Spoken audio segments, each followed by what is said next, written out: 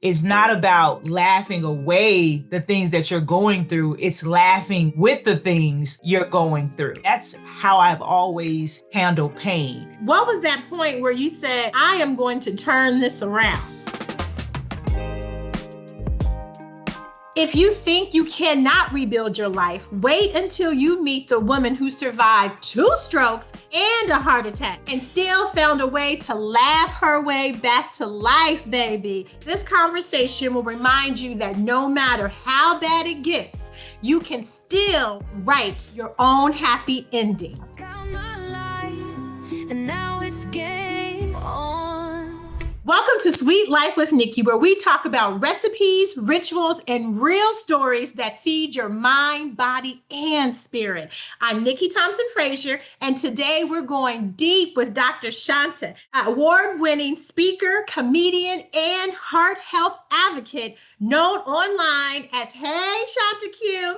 And later in this show, I will show you how to make her grandmother's Blackberry Cobbler. And yes, it will be so good that you will want to smack your mama. But listen, don't do it for real. Just do it in your head, okay? Trust me, do it in your head. All right. So now, will you please welcome Dr. ShantaQuilette?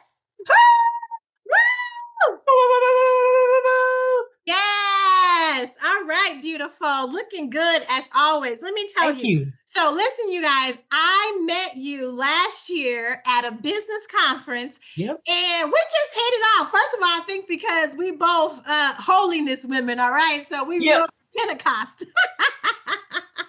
Automatically connect. Didn't even know it. Then we started talking. I'm like, oh, okay. Yeah, you know about that. I think he hit you with a shondo. Yes, okay. You gotta start shouting, girl. I was like, okay, this is my sister in Christ. I love it. But yeah, we hit it off, and you got to try that red velvet cupcake in a jar. It was amazing. Yes, which we're going to send you that. And you got to, of course, get a sample of Grandma's Blackberry Cobbler. I'm hoping I can make it as good as her. But if not, listen, I'll come in second place. I'll take second place. Listen, I'm already counting on second place, but come on. All right, come on. Okay. All right. So let's get into some questions because you have survived a lot. Yes. And I love your story because you literally have turned your pain into purpose. So tell me about your health journey and then literally what happened. Tell us a little bit about what happened. Yeah. I think it's so important to understand what were the signs, what happened? And then what was that point where you said, okay, I am going to turn this around? My health issue goes back to about 2012, where I was not overweight. I was healthy. I was exercising. I was working out. I did not have any known health issues outside of fibromyalgia that I'd known of, and didn't know of any underlying family health issues, right? I just happened to be working out on the treadmill one day and started feeling heart palpitations while I was on the treadmill. I stopped for a moment and was like, that's, kind of interesting. Yeah. I kept running and those palpitations continued. I immediately stopped, went home, contacted my doctor. She had me come in. She listened to my heart and immediately referred me over to a cardiologist. Mm-hmm. Where at that time, I was given a stress test and told that I had exercise-induced arrhythmia. What that means is when I exercise and my heart rate gets to a certain level, my blood pressure increases and I would feel the heart palpitations.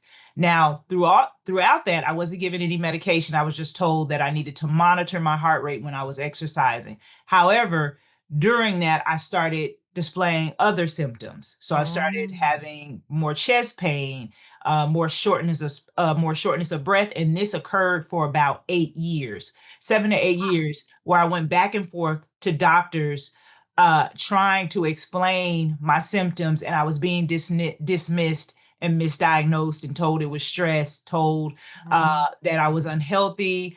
I was too young at that point in time because I stopped exercising, but didn't stop eating. I started gaining weight and then didn't realize I did have an underlying heart condition that led to me having a mini stroke in 2017. And then about 8 months later, I had a myocardial infarction, a heart attack.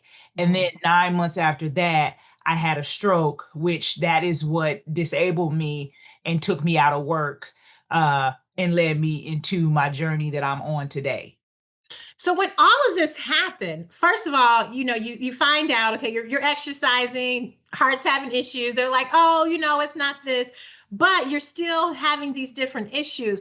Did you ever have like, like where that God moment, like God's like, okay, no, something else is going on, but you keep getting told that you're okay. So how were Absolutely. you able to reconcile that, especially for so long? Absolutely. So my intuition had told me that there was something more going on, but my inability to be able to articulate myself and go against the doctors, I wasn't able to do that. There was, I just have to admit, I was intimidated.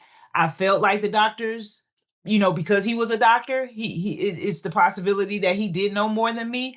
But I had to learn. I learned now that no, I know more about me than the doctor knows about me. And so at that time it was difficult. It was difficult. It was frustrating. I was sad. I had a point in time when my doctor told me, when I even tried to challenge his assumptions, he hit me with, "Aren't you an accountant? Okay, well, you need to be an accountant. I'm a doctor. Okay, I know what I'm talking about. Do what I say and you'll be better."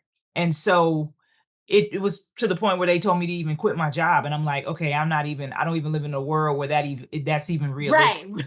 Right. Like, okay, quit my job. Right. All right. Sure. But I can just do that. That's not I a can big do deal. that. Right. Yeah. Doctor. Yeah. And then I'll just go to medical school for 8 years and tell people to drink water like you telling me. So, Exactly. That part. right. Right. Um, but yeah, so it was very difficult. It was very difficult, but it was an experience that I didn't take for granted, and I wouldn't ask God to keep me from. I had Yes. to do Give it nothing over for your again. journey. Yeah, I would do it over again if I had to. That is so you made some really good points in there, some lessons I want to pull out. One is that you heard, right? That intuition was speaking to you, but then you had this person squashing it, right? Saying, "You're an accountant, I'm a doctor. I know what's going on." So I feel like for women, and I feel like you do this a lot, like being able to say, guess what? You know yourself best. You just said that. You know yourself best. So how or what advice would you give to women to encourage them to listen to themselves, even in the midst of experts or other people saying, hey, I know what I'm talking about, you don't?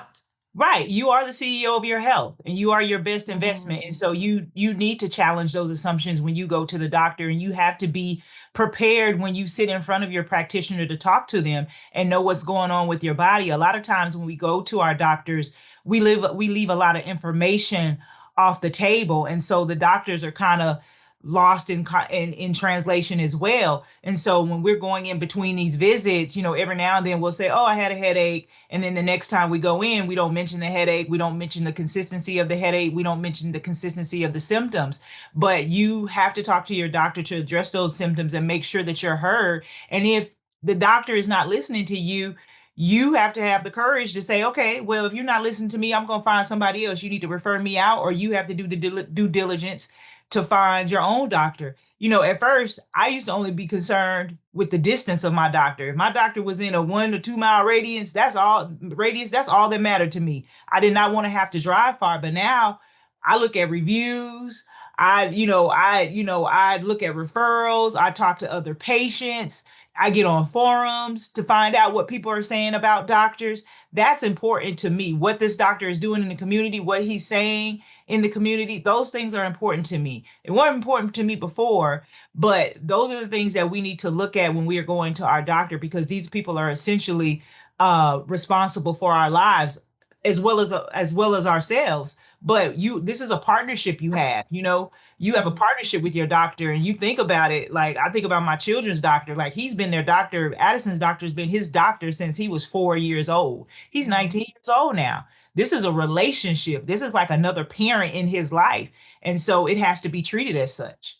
That is so good. That's you really do have to do your research and make sure that you're compatible with that person and Yeah. that they're listening to you. And like you said, in the community, all of that, because this is a long-term relationship and the two of you together are going to ensure that you are healthy.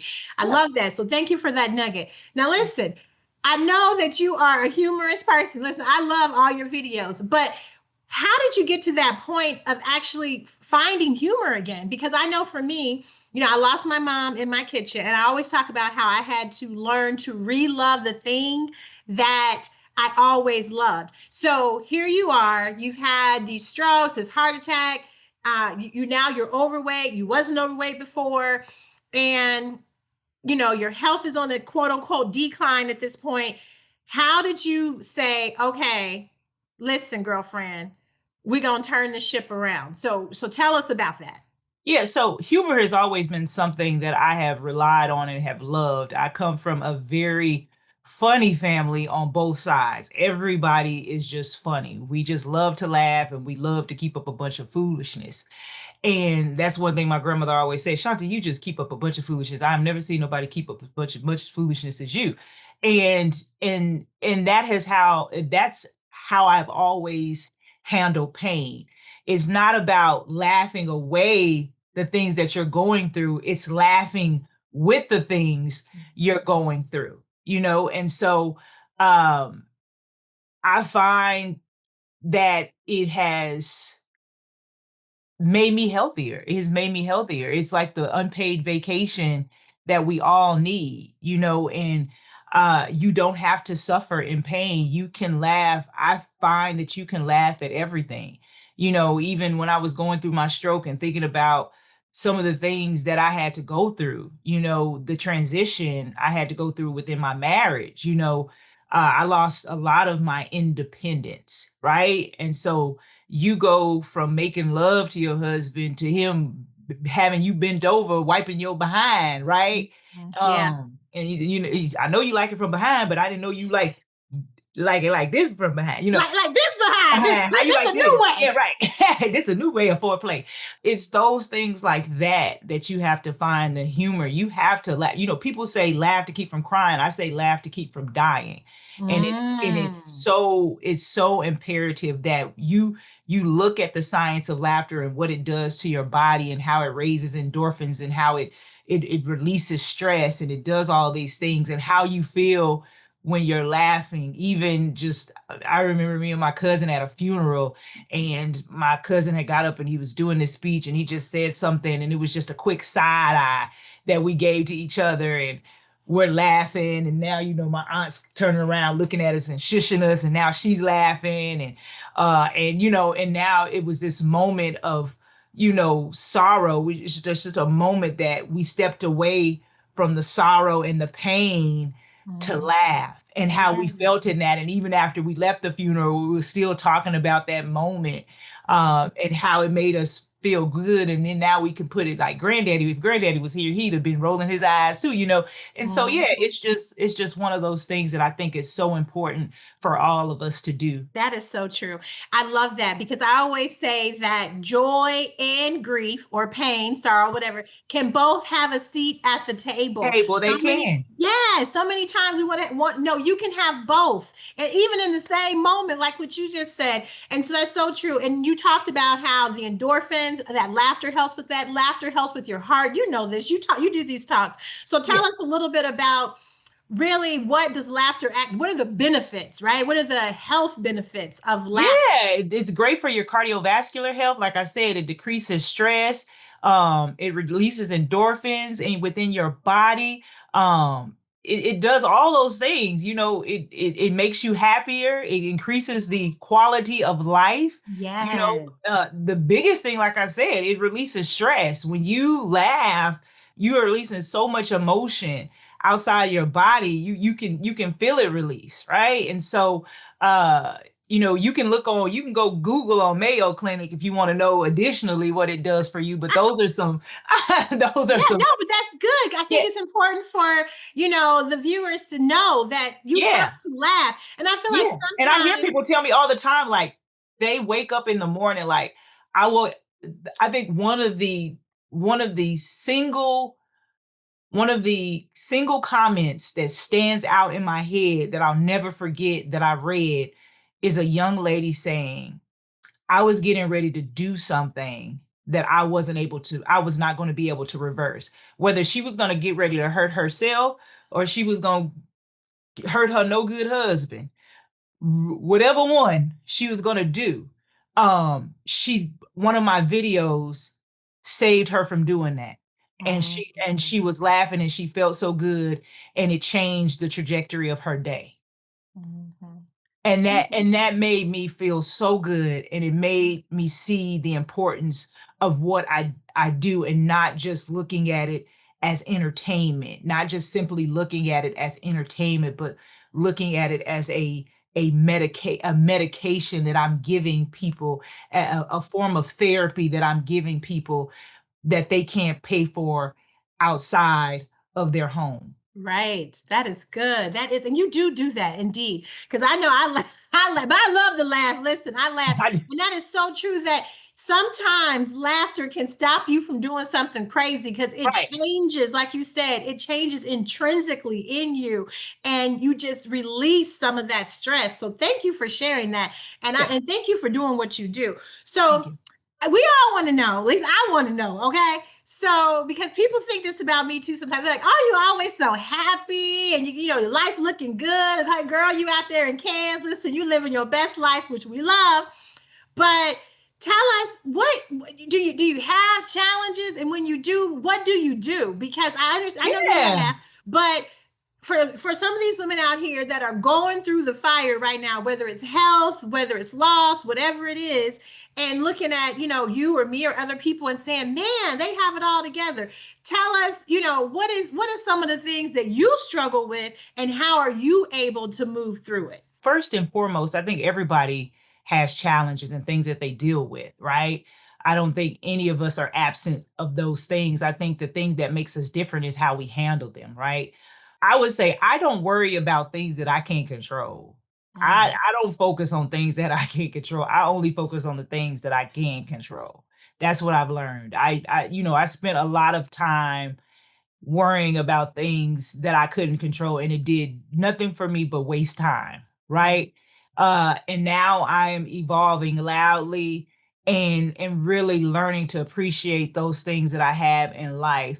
And so when I am not having a good day, I rely on prayer, I rely on meditation, I have conversations with my husband, and I don't lay in pain. I don't lay in unhappiness. I don't let that sit. I take care of it in the moment, right? So it doesn't, get buried somewhere deep below and I have to handle it later. I like to address it now. If somebody hurts me, I like to address it in the moment. I don't like it to linger. So for me, I just have a routine where I wake up in the morning, I play my music, I write my affirmations, I expect God to give me greatness every day. I expect God to do those things, and I put those in my mind, and that's how I go. That's how I go. And if it shifts some way, I don't let it derail my day. I don't let it derail my day, and I definitely don't take it out on other people. that part, not taking it out on other people, because sometimes when we are hurting, right, we cut others around us, right? Hurt people hurt. So it's so important, like you said, to heal, to figure out, you know, okay, it's hurting. How do I figure this out, right? So I don't sit in it for a long period of time. And then I don't hurt other people in the process of me hurting. So those were some good nuggets. Thank you for that. Absolutely. Yeah. Okay. So, now, your kids are, well, mainly your son, Addison, is involved in this whole humorous family lifestyle. Now, how did you rope him in, or was he already willing? Because he was a comedian himself. Yeah, he was already roped in. So, Addison, if you could go back on YouTube and see him when he was 4 years old, trying to get on Ellen, wanting to do dance competitions and challenging Ellen to dance offs, you will Mm, see his, who he is as an individual. He has always been made for television. But really, it was them that shifted me into video content. I was simply just doing static photos on Instagram and Facebook, as a blogger. I was, a blogger for some time, a lifestyle blogger for some time. But during that shift of accountant to now retired, or going through this transition of retired and disabled person, and my kids being home with me during the pandemic, because when I had my stroke, it was right in between the pandemic. And then Addison was getting ready to go to high school. Addison didn't even go to he didn't even spend the 9th grade at school. He spent it at home during the pandemic. And so they were already on like Musical.ly or whatever. They were on Musical.ly. And one day me and my husband were like in our room, and they were like, hey, do you want to get on TikTok? Or I think they just said, do you want to do a video with us? Can you do a video with us? And me and my husband did the video with them. And then every now and then they would say, hey, you want to do another video? And I was like, this is fun. I like this. And so I added the video. First, I just became a watcher. I just would watch the videos, and then I just got so inspired. And then they downloaded the app on my phone, and I just started doing all kind of videos. I really, I would be cooking, I would be sharing my nonprofit. And then finally, I got to do voiceovers, and then I got confident enough to start talking and telling jokes. And then we got me without the wig video, and then it just went into upward trajectory from there. Yeah. Okay. Just went from there. Okay. So you do lots of talks about heart health and women and things like that. Give me 3 nuggets that you want every woman to know, or every woman to maybe start doing or stop doing. I think that's good. So give me 3 things. 3 things. Okay. Women. You do not get any special awards for being a strong woman. You get no special accolades, no special powers. The only thing you get is high blood pressure, high cholesterol, and migraines. Okay. Yes. Say that again, honey. You do not get an award. I tell people, take that S off your chest, baby. Right. Take it off. If you can't stop a speeding bullet, and you can't fly, and you ain't got X-ray vision, then you ain't super nothing. Okay. You is just you. So stop saying it. That part. You'll get no gold coins. You'll get nothing. That part. And then, that's good. Yeah, you are your best investment. You are your best investment. Nobody can invest in you like you. And know that there's only one of you, right? There's no renewal periods. There's no start overs in life.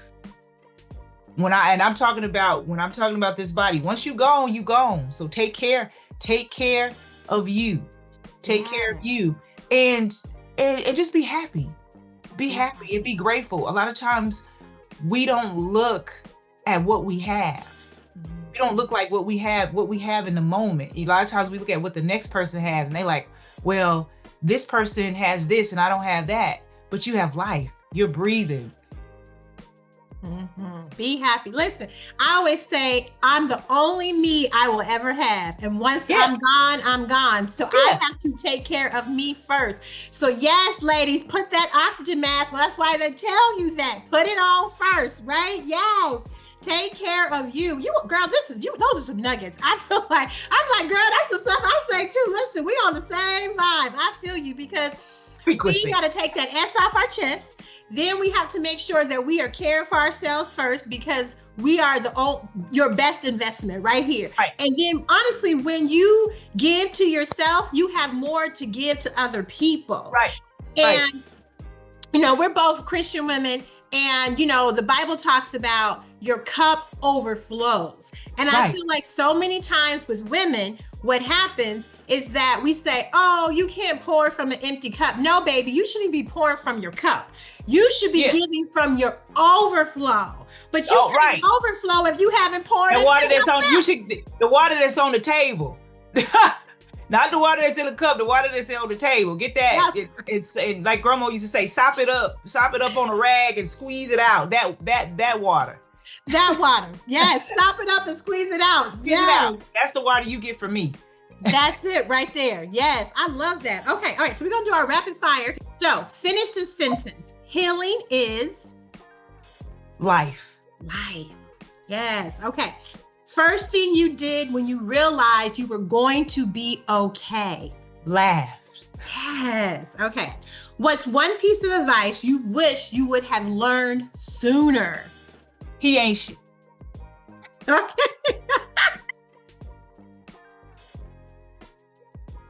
Yes. He ain't shit. Okay, there you go. That right there. I love it. Okay. What's one thing on your bucket list? One thing on my bucket list. Oh, I want to go to Croatia. Okay. Now listen, this is an extra question. So why? I'm just wondering. I mean, I want to go, but I just, what's fascinating? Because Carmen Sandiego went there.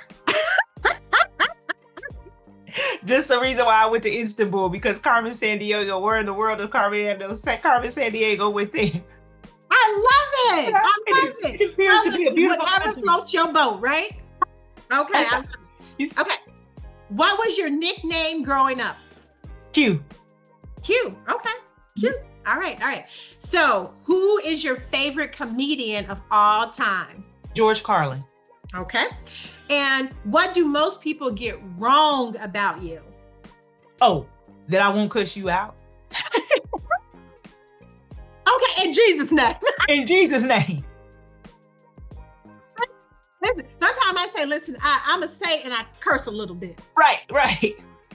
So, who is your celebrity best friend in your head?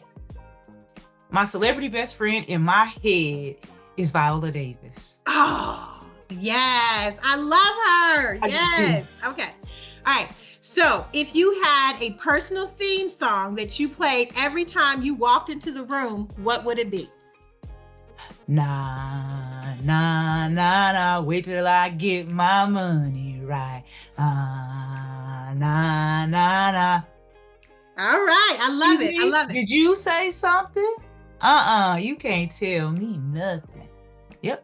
I love it. Can't tell me nothing, honey. Yes. And we can't tell you nothing, baby, because you got it going on. All right. So one food you never give up, no matter what the doctors say. Oh, I done already gave it up. Well, what'd you give up, girl? What'd you give up? Chitlins. Good. I'm happy for you. But I do like, the next thing would be, I do love boudin. I do love boudin. Yes. Girl, I just came back from New Orleans. So good, right? Yeah, I got some gator boudin in the refrigerator. Ooh, okay. All right. Yes. I love boudin. Yes, it's good. It's good. Okay. All right. So I just want to end by saying thank you so much. You dropped some great nuggets. I truly, truly appreciate it. And listen, everybody, we are about to hear Miss Lady's kitchen confession. Now, you know she do some crazy things in the kitchen with her and Addison. So you want to stay tuned so you can see what her kitchen confession is, because I want to know too. So somebody who needs a lot of prayer has reported my page, and I can't go live, y'all. I cannot go live, and I wanted to do this video live, but anyway, y'all. Sweet Nikki from Sweet Encounter. I met this honey bun last year at ROI in Puerto Rico. And when I tell you, she has some of the best cupcakes ever that you can imagine. I am not overstating. I'm not overstating this. But I did a podcast interview with her a couple of weeks ago. And there was a pre-questionnaire, and it asked me what was my favorite dessert. And one of my favorite desserts is a blackberry cobbler that my great-grandmother Lottie used to make when we spent the summer with her. They pick the berries, freeze them, fresh berries, fresh blackberries, frozen, covered in sugar, and she would make blackberry cobbler. Get you some blueberry ice cream. I don't know if y'all know about blueberry ice cream, but she asked me that question so she could recreate this dessert, y'all. And I told her, I don't know if she's gonna be able to do it, but she sent me a little card. Hey, beautiful, thank you for being a guest on my YouTube series. I know this is a day late and $1 short, but I hope the love and deliciousness makes up for the day.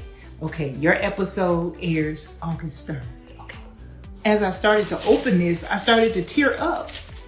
Because it made me think about my grandmother. Let me get this foil off of here. Hold on, y'all. Let me take this off. Here it is, y'all.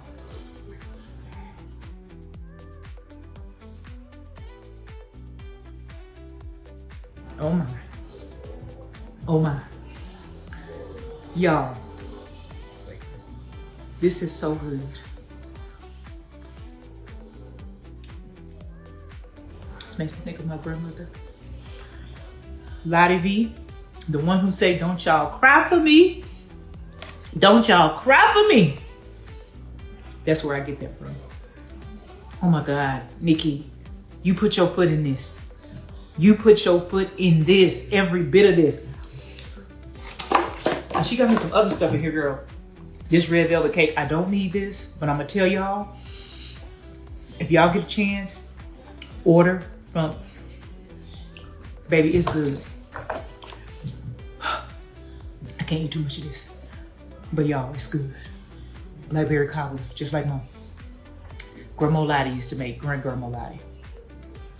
And then she said, what a friend we have in Jesus. That conversation was very delicious, but this is gonna be even more delicious. We are about to make Blackberry Cobbler, honey. Old school, taking it back, okay? She told me at least, about how she used to pick the blackberries from her grandmother's blackberry bush. I used to pick berries from my grandmother's bush as well. So listen, this is going to be delicious. We are going to use a whole stick of butter. Yes, all the butter, baby, because all the butter make it better. We are gonna put this in the oven and we're gonna melt it. And then after we melt it, we're gonna start working on the rest of it. It's so simple, so easy to do. We're gonna put this in the oven and let the butter melt. Or you put it in the microwave too, it's up to you, but I'm trying to use just one pan. You know me, I'm a one pan wonder. While our butter is melting, I have our blackberries. We've washed them. We have 3 cups of blackberries. We are going to add in about a 1/4 cup of sugar into our blackberries. We're also going to put a little bit of lemon zest. And the lemon zest, listen, my grandmother didn't do this, but the lemon zest I love because it enhances the flavor of any fruit. And it just gives you like that bright note. So that kind of, what is that? It's the lemon, baby. Okay, so we're just gonna do a little bit of this. And then I'm gonna pop this thing open. And we're gonna just take a little bit of the juice. Not a lot, just a little bit. I'm gonna squeeze a little bit of juice out of there. I'm gonna catch that seed with my hands, throw that seed over there. Now I'm just gonna toss this right into the same container and get it nice and mixed together. And then when our butter is ready and nice and melted, we're gonna finish up making the actual cobbler part of our blueberry cobbler. Now the cobbler part with gluten-free, we're using gluten-free flour. Now, if you are using regular flour, you can use self-rising flour. There is no gluten-free self-rising flour, so we have to add baking soda and baking powder to make it work. One of the things I also do that not everybody does, I actually use buttermilk. Yes, so buttermilk versus regular milk. And I honestly think it kind of gives a little bit of extra flavor. So that's my little tip right there. Now we have our melted butter. So we're gonna start building our cobbler, all right? So we're gonna use 1 cup of flour. I'm gonna take the smaller measuring cup and I'm gonna scoop this into the bigger measuring cup, just like this. We're gonna get 1 cup. Okay, once we get to 1 cup, we're gonna dump it in. Now, if you are using regular flour and not gluten-free flour, you absolutely can use self-rising flour. If you use self-rising flour, you do not have to use the leavenings that I am using, so no baking soda, no baking powder, okay? All right, so 1 cup of flour. I'm also going to take 1 teaspoon, actually 1 1/2 teaspoon of baking powder. Powder with the P to give it some power. So 1 1/2 teaspoon of baking powder with a P. Then I'm gonna do about 1/4 of a teaspoon of baking soda. And the reason why I'm adding that in is because I am using buttermilk. And so if you're using buttermilk, it actually helps to enhance the buttermilk and get it to give a nice lift and a nice good texture to your cobbler. So that's the reason why I am using baking soda. That's why I'm using baking soda. Now, usually, if you were just trying to make your own self-rising flour, you would just use flour and baking powder. I'm adding the baking soda because I am using buttermilk, and so I want it to come together beautifully. Okay, I'm gonna take my spatula, I'm gonna mix this around, make sure it's nice and combined very well. After we do that, we can add in our sugar. So we need to put in 1 cup of sugar. And I'm actually going to mix this up with some brown sugar. So I'm using 3/4 cups of regular sugar, and then I'm going to use 1/4 cup of brown sugar. Yes. And I'm using a nice compact brown sugar right here. And we're going to mix this all together. Then we're going to add in our blackberries, and baby, it's going to be delicious. I cannot wait till this comes out the oven. You will see this is so simple. Literally, it takes like 5-10 minutes to slap this thing together. It takes longer to bake it. So we got this going. It's nice and mixed well together. And then we're gonna stick this puppy in our oven. All right, got that mixed up really well. One of the other things I like to do is add just a tad bit of cinnamon if you want to. And really, it's just literally like a pinch. Like Grandma used to say, a pinch. You don't want that much. It's literally just to kind of enhance the flavor, okay? So now I'm gonna take and I'm gonna drop my blueberries down in here. And when this bakes, basically, your cobbler is gonna come up off of that blueberries and it's gonna cover your blueberries. Because you may think, well, why do I have the cobbler on the bottom? Guess what? It's going to just bake all the way up. That's why you're using either self-rising flour or the baking powder to give it some power so that it rises to the occasion. Okay? I cannot wait to taste this with some vanilla ice cream. Golden. I wish you all had smell-o-vision. Mmm, smells so delicious. Okay, listen, we're about to get into this blackberry cobbler, all right? And ours that I made is gluten-free. So, first, well, let me get something to put this in. Okay, all right. I'm going to scoop out the cobbler. It looks so good. Oh, it's getting a little, you know when it's sticky, that means it's good. Okay, because it's kind of sticking to the bottom of the pan, but that's okay. I didn't even spray the pan either. I probably should have sprayed it, but that's okay. Look at that. We're gonna put it in our bowl. Okay, and then we're gonna get a nice scoop of ice cream. And we're gonna try it. See how it tastes. Yeah, we can taste it. Okay, blackberry cobbler, perfect for summer. Oh, gotta get a little bit of this ice cream. My ice cream is nice and firm. So while we're doing this, I want you guys to remember, listen, make sure that you pre-order our journal. My journal, I wrote it, self-published it. It is all about how you can what?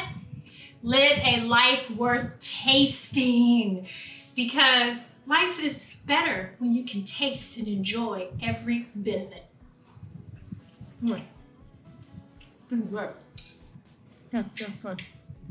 Yeah, this is good. Thank you, HeyShantaQ. You can find her on YouTube, Instagram, all the places. This is good. Thank you for inspiring this dish, and thank your grandmother, May. Listen, May her spirit live through this recipe, okay? Now, I hope that you all have a wonderful week. And remember, around here, it's not all sugar, it's the recipes. So keep living the sweet life. I'm living the sweet life, yeah. It doesn't get better than this. I'm living the sweet life, yeah. I'm walking free, I'm finally me.